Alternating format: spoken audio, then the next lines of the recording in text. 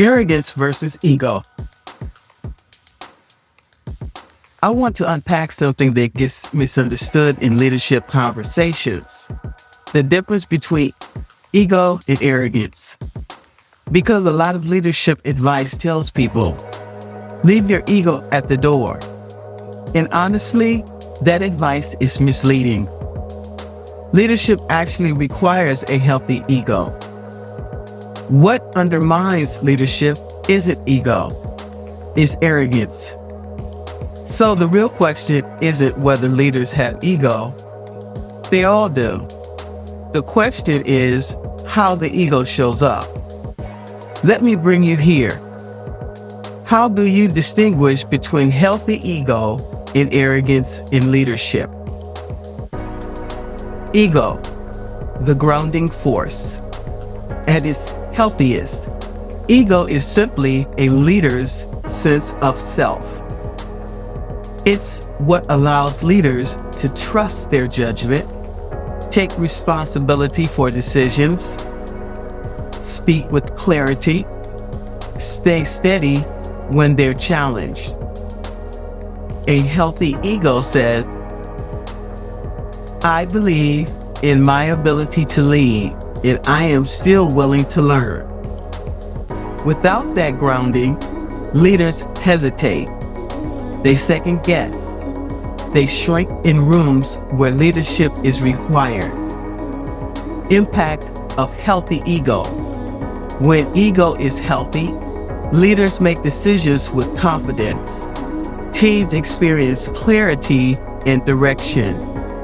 Leaders can hold accountability without collapsing under criticism.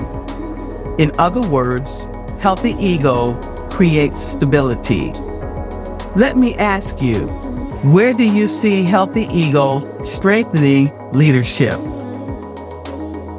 Arrogance. When confidence turns into superiority. Arrogance is where things start to break down. Arrogance happens when confidence shifts into dismissiveness of others. It often shows up subtly. Leaders who stop listening. Leaders who assume they already know the answer. Leaders who equate disagreement with disloyalty.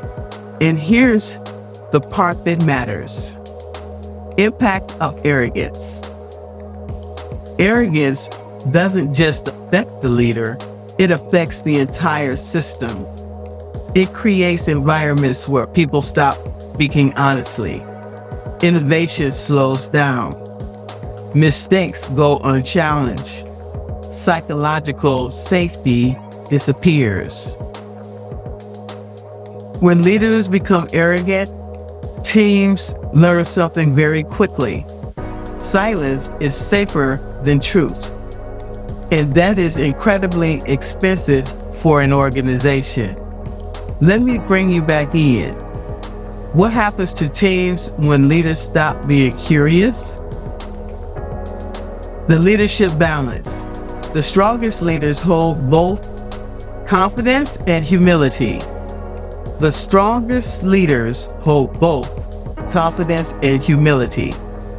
They have enough ego to stand firm in difficult moments, lead with conviction, take responsibility when things go wrong, but they also have enough self-awareness to invite other perspectives, admit when they're wrong, adjust course when needed, because leadership isn't about being right all the time.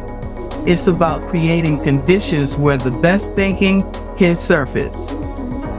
Impact of balanced leadership.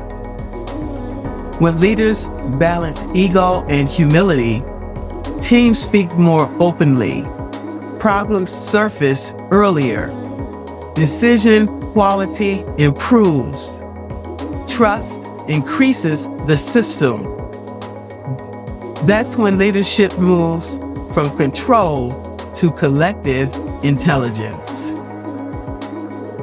The real distinction. I often explain it this way. Confidence says, I can lead. Arrogance says, I'm the only one who should. One builds influence, the other isolates the leader.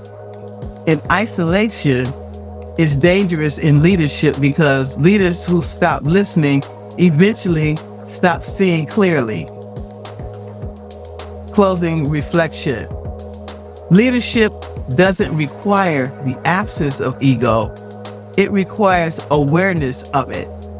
Because when ego is grounded in purpose and curiosity, it strengthens leadership.